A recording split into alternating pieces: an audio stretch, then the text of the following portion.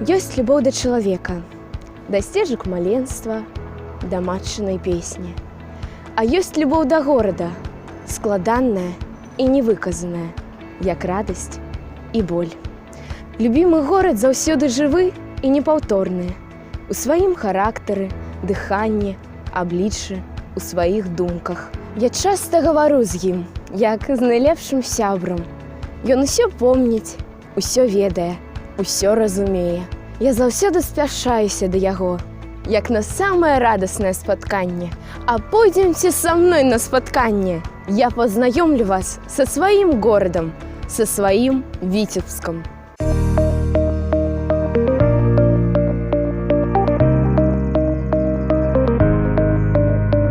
Пачынаем наша падарожжа з чыгуначнага вакзала, які з'явіўся на карце горада яшчэ ў 1866 годзе. Гэта помнік архітэктуры, дзе разам існуюць багатая гісторыя і сучасны стыль.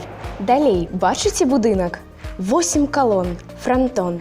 Гэта беларускі дзяржаўны акадэмічны тэатр імя Якуба Коласа. Наш тэатр жыве ў Віцебску больш за 95 гадоў.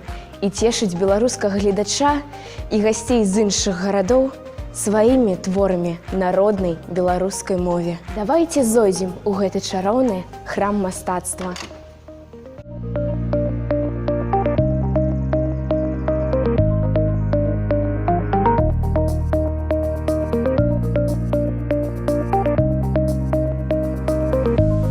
Зараз у тэатры ідзе моя любімая п'еса «Не пакідай мяне». Прыязджайце да нас, сходзім разам. А далей царква у Васкрасенская. Гэты храм вельмі прыгожа размешчаны на высокам беразе заходняй дзвіны. Бачны здалёк і вельмі ўдала ўпісваецца ў многія панарамы горада Віцебска. Існуе легенда, што гэты храм настолькі прыгожы, што сам Напалеон Банапарт не змог яго крануць. Далей вузенькая вуліца вядзе нас да ратушы. Ратуша была пабудавана ў 16 стагоддзі. Сёння тут дзейнічае абласны краязнаўчы музей. Асабліва мяне кранае выстава, якая перадае жахлівыя падзеі вялікай айчыннай вайны. Яшчэ адна візітная картка горада – летні амфітэатр. Мне нават пашчасціла разам з вакальным калектывам «Альтанка», у якім я займаюся, выступаць на гэтай сцэне. Запрашаю вас наведаць выступленне маладых выканаўцаў. Паверьце мне, не пашкадуеце. Можам завітаць да помніка мастаку Марку Шагалу. Незвычайны помнік незвычайнаму мастаку. На карцінах Марка Шагала мы часта бачым анёл. І сапраўды, сам анёл крануў мастака сваімі крыламі. Давайце прыгадаем славутыя карціны мастака.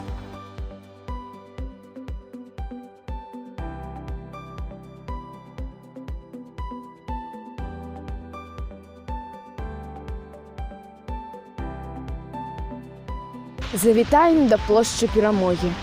У часы Вялікай айчыннай вайны Віцебск быў разбураны на 93%.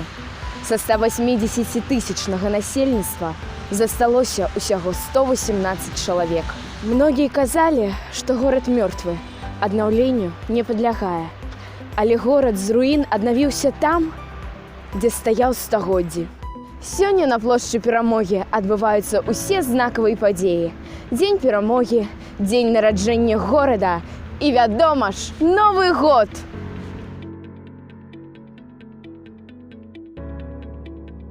Мой горад прыгожы ў любую пару года, у любое надвор'е. За кожным знаёмым домам стаіць цэлая гісторыя. Мы павінны яе добра ведаць, каб перадаць яе сваім дзецям.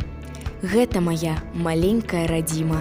Прыязджайце да нас у Віцебск. Я абавязкова правяду для вас незабыўнае падарожжа.